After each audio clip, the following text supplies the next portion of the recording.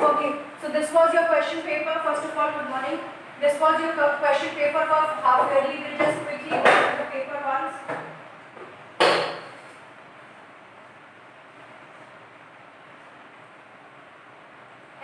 In the first question, it is written that in a triangle PQR, if PQ is equal to QR is equal to PR. मतलब आपको एक triangle दिया था. This was your triangle PQR. सारी sides थी 6 centimetre की. All sides were equal to 6 centimeter. So what will be the potential answer? The answer will be it is an equilateral triangle. Okay. So in first question, the correct option was option C.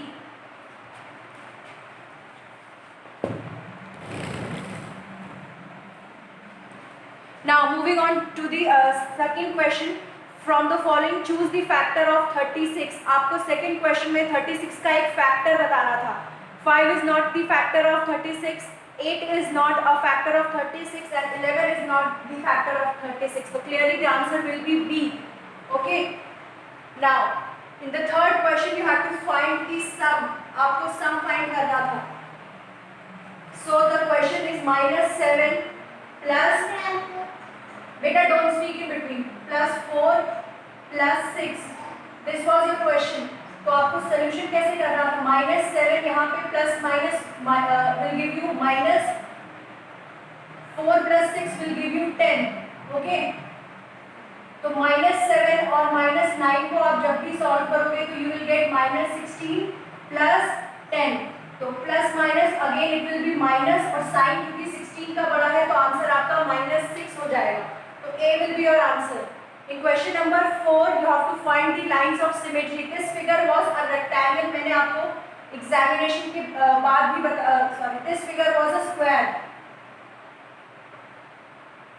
This figure which was given in the question was a square. तो इसमें 1, 2, 3 और 4. There were 4 lines of symmetry.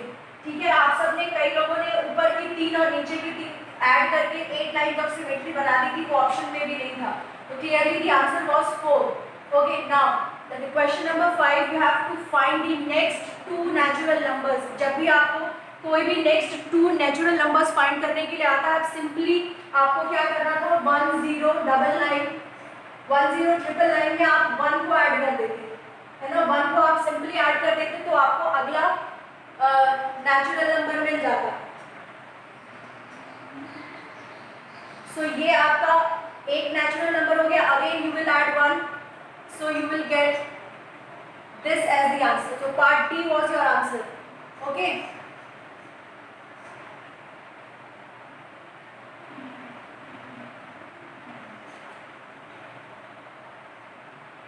Now the polygon of 8 side का polygon 1 2 3 4 5 6 7 and 8. 8 side जिस polygon में होती है that polygon is known as octagon.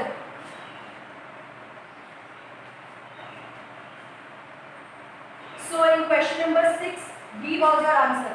The correct option of sum मैंने आपको बताया था एडिशन होता है. 52 plus 52. तो plus and minus will give you minus. जब आप 52 में से 52 को सब्ट्रैक्ट करोगे तो आपको 0 मिलेगा है ना. ये हमने क्लास में भी पढ़ा था. ऑल्सो यहाँ पे 52 -52 का एडिटिव इनवर्स है +52 और +52 का एडिटिव इनवर्स है -52. तो क्लियरली आपका आंसर सी होगा. Reflex angle is larger than which angle? Reflex angle हमने पढ़ा था कि स्ट्रेट एंगल जो होता है this is the straight angle which is equal to 180 degree है ना. This was your straight angle. तो जो एंगल सपोज आपको ये वाला एंगल फाइंड करना था, क्लियरली ये वाला जो एंगल है यहाँ पे जो फॉर्म हो रहा है वो स्ट्रेट एंगल से भी बड़ा है. तो आपका ये एंगल कोई हमने डिफाइन किया था एज रिफ्लेक्स एंगल. तो in this question you will tick option C as your answer. Reflex angle is larger than straight angle. A number is divisible by 80 if it is divisible. इस question में आपको ये बताना था कि अगर कोई नंबर 18 से डिविजिबल है तो वो इन फॉलोइंग ऑप्शंस में से और किस नंबर से डिविजिबल होगा. तो हम पहले ऑप्शंस को चेक करते हैं. 5 और 10 से 18 डिविजिबल नहीं होगा. 4 और 4 से आपका 18 जो है वो डिवाइड नहीं होता. 6 3 is 18. तो क्योंकि आपको दोनों ऑप्शंस को देखना है तो आप ये तो डिविजिबल है 18 से लेकिन 4 नहीं है तो आप सी को कंसिडर नहीं करोगे। Again moving on to this option, इस केस में 2 जो है it divides 18, 2 9 is 18, but again 4 जो है वो 18 को डिवाइड नहीं करता। एंड द फर्स्ट ऑप्शन यहाँ पे 3 6 is 18 and 6 3 is 18 is also 18. So in this question this will be your answer. Okay, question number 10 में the smallest prime number which is even, एक ही ऐसा नंबर है जो इवन भी है और प्राइम भी, दैट इज 2। बहुत सारे बच्चों ने 0 को लगा दिया था, ठीक है, तो 0 प्राइम नंबर नहीं होता है।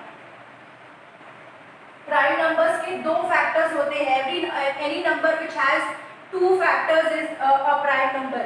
तो 0 के आपके कोई फैक्टर्स नहीं है तो वो प्राइम नंबर नहीं होगा। 2 के कौन कितने फैक्टर्स हैं, एक तो 2 itself and 1, these are the 2 factors of 2, so hence 2 is the prime number and it is the smallest prime number, it is even also. Okay, again now coming back to the true false, the question is the 0, the whole number 0 has no predecessor. predecessor क्या होता है, जो number के पहले आता है, pre मतलब पहले, ठीक है, तो 0 से पहले आपको कोई होल नंबर नहीं मिलता है, यहाँ पे कोई नंबर नहीं हुआ, तो this statement is true. Okay, each angle of a right angle, जब हम राइट एंगल को पढ़ रहे थे तब हमने देखा था कि यहाँ पे जितने भी एंगल्स बनते हैं वो एक राइट एंगल होते हैं, मतलब उनका जो मेजर होता है वो 90 डिग्री का होता है, तो this statement is also true.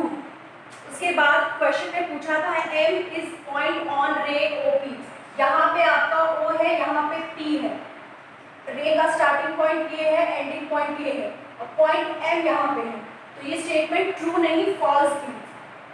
Okay, यहाँ से आपकी रे ओपी स्टार्ट हो रही है, यहाँ पे आपकी जो पॉइंट पी है लाई कर रहा है, और जो आपसे क्वेश्चन में पॉइंट पूछा गया था point M, it is lying here, since it is not anywhere in the ray OP, so this you will say that this statement is false.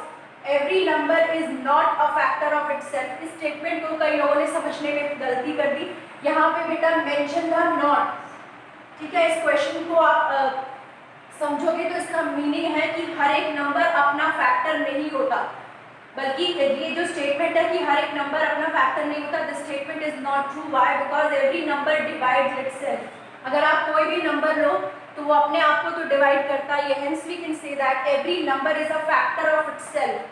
क्योंकि यहाँ पे नॉट मेंशन है, you will write false. Why? Because every number is a factor of itself. Last में पूछा गया था all natural numbers are whole numbers. Natural numbers आपके कहाँ से स्टार्ट होते हैं? 1 से। होल नंबर्स कहाँ से स्टार्ट होते हैं? 0 से। 0 1 2। तो क्या जो नेचुरल नंबर्स है वो होल नंबर्स का पार्ट नहीं है? यस, बिल्कुल पार्ट है, तो this statement was also true. Okay, now fill in the blanks में -8 का एडिटिव इनवर्स जब हम लोग पढ़ रहे थे तो मैंने बताया था कि एडिटिव इनवर्स को जब भी आप ऐड करते हो तो आपको आंसर 0 मिलता है, तो आपको नंबर को एज इट इज रखना था, बस साइन चेंज करना था। यहाँ पे आप +8 लिखते या फिर सिंपली 8 लिख देते। Okay, the lowest common multiple, सबसे छोटा मल्टीपल निकालना था। 6 8 और 10 का, so 2 3s will give you 6, 2 4s will give you 8, 2 5s will give you 10, again 3 1s 4s and 5 times, 4 times it will go, 4 1s 5 as it is, again 1 1 and 1। जब तक यहाँ पे 1 1 नहीं आ जाता we continue with finding the multiples। okay, so this was your LCM and now you have to find the lowest common multiple। so you will simply multiply 2 into 3 into 4 into 5, so 120 was your answer। 2 3s are 6, 4 5s are 20, तो 6 2s is 120, तो यहाँ पे आपका answer 120 था। A number which has only 2 factors, जिस number के सिर्फ 2 factors होते हैं, एक तो वो नंबर खुद और दूसरा 1, that number is known as prime number। A triangle having 3 unequal sides, यहाँ पे unequal side लिखा था, मतलब कि जितनी भी तीनों साइड्स हैं वो एक दूसरे के इक्वल नहीं है, that triangle was a scaling triangle।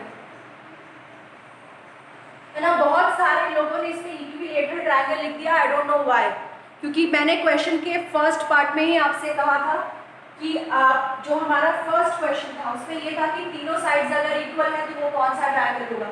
तो कुछ बच्चों ने यहाँ पे इक्विलेटरल भी टिक किया है और यहाँ पे भी इक्विलेटरल लिखा है। यहाँ क्वेश्चन नंबर 1 में आपसे इक्वल साइड्स के बारे में पूछा गया था और क्वेश्चन नंबर 19 में आपसे अनइक्वल साइड के बारे में पूछा गया था। Again moving on to question number 20, a dash is a line segment that connects the center to the circle। Centre से सर्कल पे जाने वाली लाइन को आपको लिखना था। दिस इज योर रेडियस, ठीक है। नाउ इस क्वेश्चन में भी बहुत सारे लोगों ने गलतियां की हैं। आई डोंट नो व्हाई, जो सबसे इजी वाले क्वेश्चन होते हैं उसी में क्यों लोग आपने मिस्टेक की। सिंपली आपको लाइन ऑफ सिमेट्री पूछी थी 1 2 3 and 4, तो you have 4 lines of symmetry. इस क्वेश्चन में 1 and 2 दो लाइंस की सिमेट्री की। Okay, now right 4 integers less than 10। जब हम लोग नंबर लाइन को पढ़ रहे थे मैंने आपको बताया था कि जो हम जब नेगेटिव इंटीजर्स की बात करते हैं तो जिन नंबर्स के आगे नेगेटिव साइन लगता है उस केस में जो आपकी इनइक्वालिटी होती है वो चेंज हो जाती है। नॉर्मल केसेस में आपको जो 10 है वो 9 से बड़ा लगेगा, लेकिन जब हम नेगेटिव नंबर्स को लगा देते हैं तो ये रिलेशन जो होता है वो ऑपोजिट हो जाता है। अब क्या होगा, -9 जो होगा वो -10 से बड़ा होगा। क्यों? क्योंकि जब हम लोग नंबर लाइन पे प्लॉटिंग कर रहे थे इस तरह से तो जो भी नंबर्स 0 की तरफ थे वो बड़े थे। राइट हैंड साइड में जब हम मूव करते हैं तो हम बड़े नंबर्स की तरफ जाते हैं। तो आप में इसका करेक्ट आंसर क्या होना चाहिए था? कई लोगों ने 11 12 13 14 भी लिखा हुआ है, नेगेटिव साइन भी नहीं लगाया, तो लेस देन लिखा था।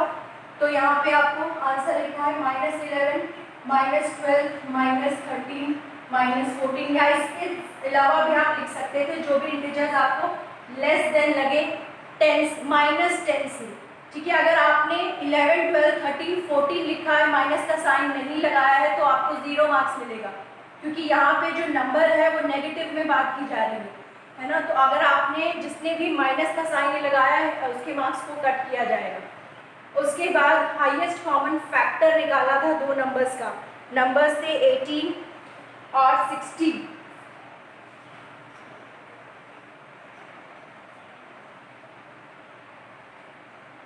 सबसे पहले 18 के फैक्टर्स को लिखते हैं। 1 is a factor, 2 is a factor, 3 is a factor, 6 is a factor, 9 is a factor, 18 itself is a factor. Okay, these are the factors of 18. उसके बाद we'll write the factors of 60. 1 2 3 4 5 6 10 12 12 5 is 60 and 15 4 is 60, 32 is 60 and 61 is 60. So these all are the factors of 60. 60 के आपको इतने factors मिलेंगे, एक factor और रहेगा 20. 23 will also give you 60. Yes बेटा, wait. Okay, so whenever you have to find the highest common factors, सबसे पहले बेटा जब भी आपको highest common factors लिखने को आए तो आप उनके जो भी नंबर्स गिवन है उनके फैक्टर्स को लिखोगे। एक तो ये तरीका होता है फैक्टर्स को फाइंड करने का, एक डिवीजन वाला भी तरीका है, तो जिसने डिवीजन भी किया है उसको भी मार्क्स मिलेंगे। तो coming back to this question, first of all we will write the factors of 18, then we will write the factors of 60।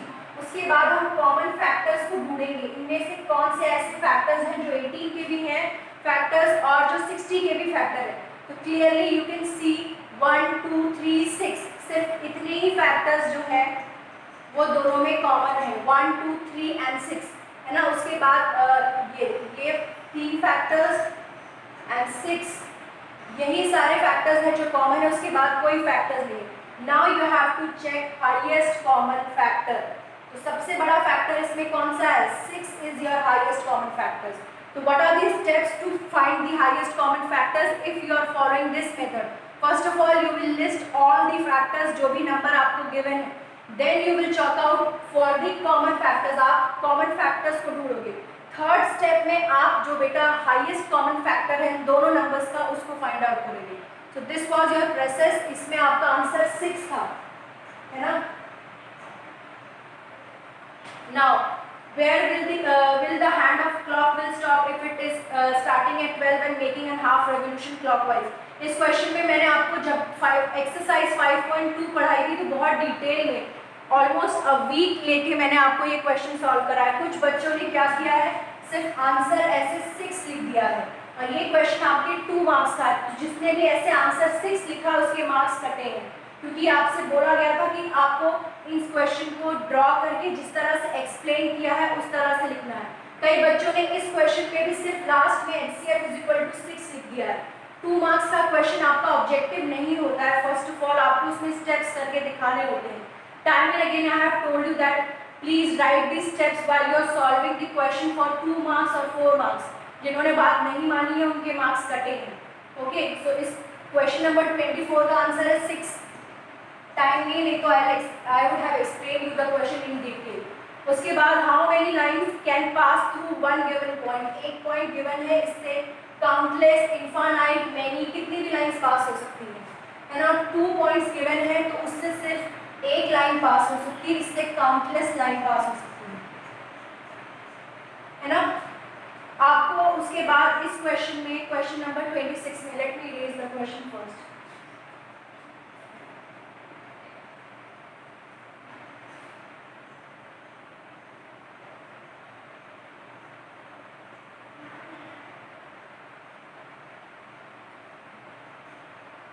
Okay.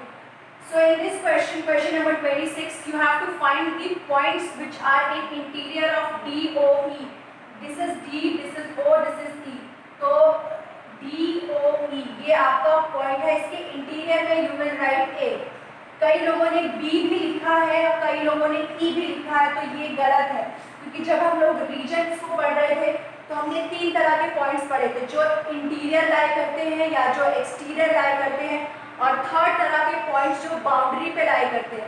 इस क्वेश्चन में आप देखोगे बेटा the point B and point E they are lying on the angle, they are not lying inside, they are not lying outside, rather they are lying on the line. तो ये B और E जिसने भी लिखा है वो correct answer नहीं है।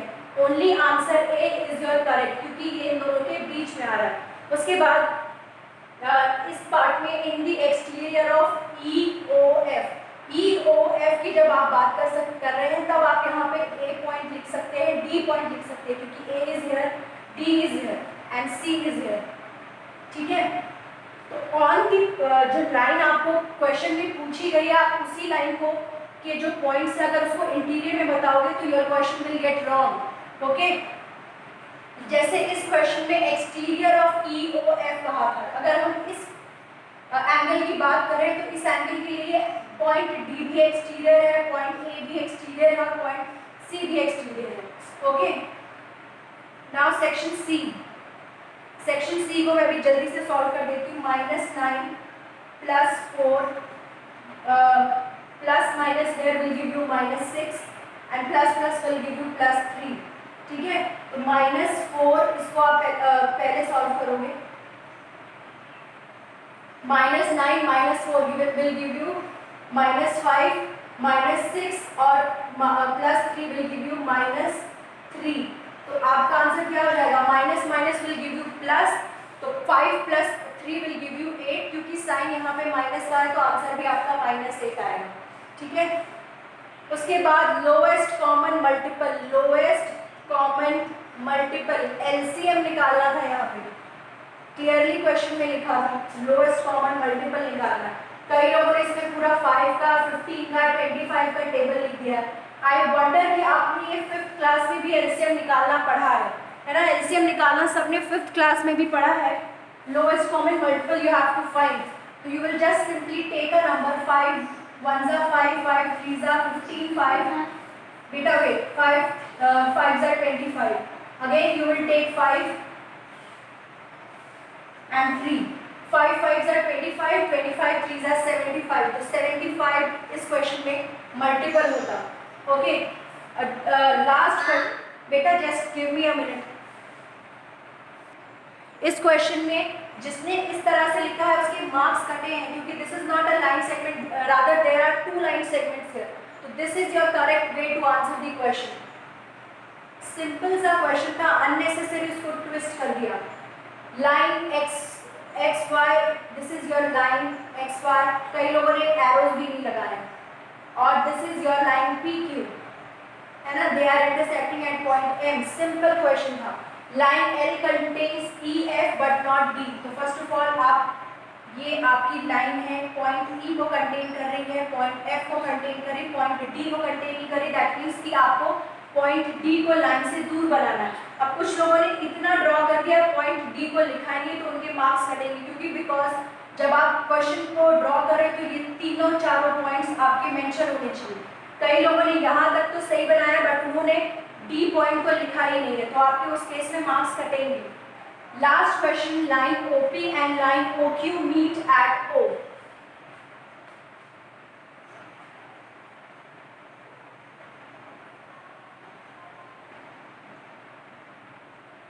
लाइन ओपी, ये this is your point O, this is your line P and this is your line OQ. They are meeting at a common point which is common point O, क्योंकि यहाँ OP में भी O है, OQ में भी O है, यानी उनका ओरिजिन एक जगह से कहीं पे वो मीट हो रही है, तो यहाँ पे वो मीट हो रही है। अब कुछ लोगों ने सर्कल बना के सारे पॉइंट्स उसमें ऐसे ऐसे मार्क करके रख दिए। पता नहीं, मैंने आई डोंट सी कि मैंने कहीं पे भी इस क्वेश्चन में सर्कल मेंशन ही नहीं किया था, ना पढ़ाते वक्त भी मैंने सर्कल ड्रॉ किया था। रैंडमली आपने कुछ भी लिख दिया है क्वेश्चन में, है ना, then you expect the teacher to give you marks, तो दैट विल नॉट हैपन, क्योंकि जो करेक्ट वे है, जो उसको फॉलो करेगा, सिर्फ उसी को मार्क्स मिलेगा। Is that okay?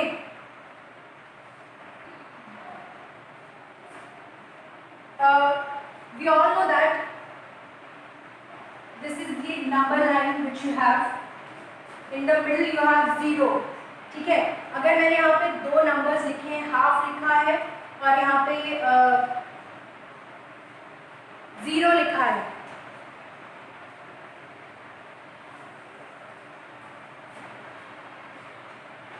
है ना, 1 लिखा है और हाफ लिखा है, और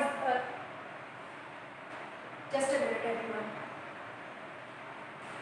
0 है यहाँ पे और 1 है यहाँ पे, है ना, यहाँ पे 0 है, यहाँ पे 1 है, तो अगर मैं कहूँ हाफ आप कहाँ लाई करेगा, जो हाफ है वो 0 और 1 के बीच में कहाँ पे लाई करेगा, will it lie here or will it lie between this or it will lie here? So clearly you will say that half will lie यहाँ पे, 0 और 1 के बीच में आपका हाफ लाई करेगा, which means जो ये हाफ है ये ग्रेटर है 0 से, बट जो हाफ है वो अगेन लेस है 1 से, ठीक है। यहाँ पे जो हाफ है it is greater than 0, why? Because हमने ये पढ़ा है कि नंबर लाइन में जब आप राइट साइड पे जाते हो तो आप इंक्रीजिंग ऑर्डर में बढ़ते हो, तो 0 यहाँ पे है, हाफ यहाँ पे है, तो जब आप इस तरफ जाओगे you will be increasing order, so you can say that half is greater than 0। फिर आप हाफ और 1 में जब कंपेयर करोगे तो you will see that 1 is greater than half. तो this is exactly what I have written here, 0 is less than half and half is less than 1. तो if I have to say that you have to plot half on the number line, अभी तक तो हम complete numbers को 1 को 2 को 3 को या -1 को -2 for that matter plot कर रहे थे number line, but now we are going to learn कि fractions को कैसे plot करें। यहाँ पे half क्या है, half हमारी एक fraction है, जहाँ पे 1 क्या है, 1 हमारा numerator है और 2 क्या है, 2 हमारा denominator है। 1 is numerator and 2 is denominator. Okay, so how will you plot half? आप half को कैसे plot करोगे? आप सबसे पहले अगर आपको जो भी नंबर को प्लॉट करना, for example here you have to plot the fraction 1/2 को अगर आपको प्लॉट करना है तो आप टोटल कितने पार्ट्स करोगे, जितना आपका डिनोमिनेटर है आप उतना ही प्लॉट जो है आपका गिवन है उसको उतने पार्ट्स में बांटोगे। यहाँ से यहाँ तक आपका 1 पार्ट हो गया, यहाँ से लेकर यहाँ तक आपका 2 पार्ट्स हो गया। तो सबसे पहले अगर when we are going to plot fraction on the number line, we divide the number line into that given parts जितना आपको डिनोमिनेटर में गिवन होता है। यहाँ पे 2 है तो आपने 2 भागों में बांट दिया, फिर 2 भाग में से एक भाग पे आपको पॉइंट करना है। 2 out of 2 you have to plot 1 part out on the number line. Okay, so here you will plot 1/2.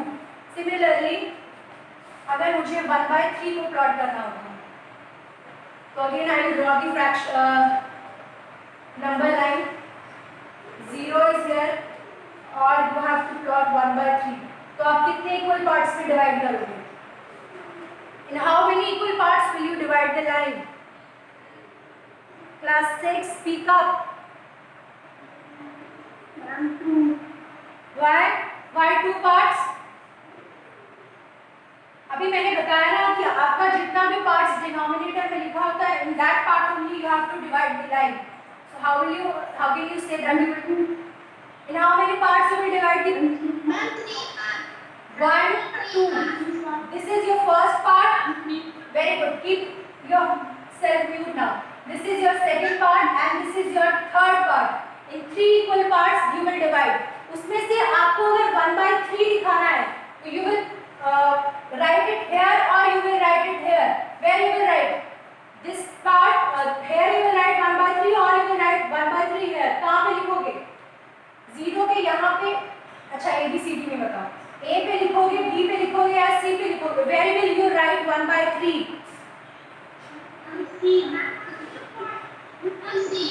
Very good, very good, very good, excellent.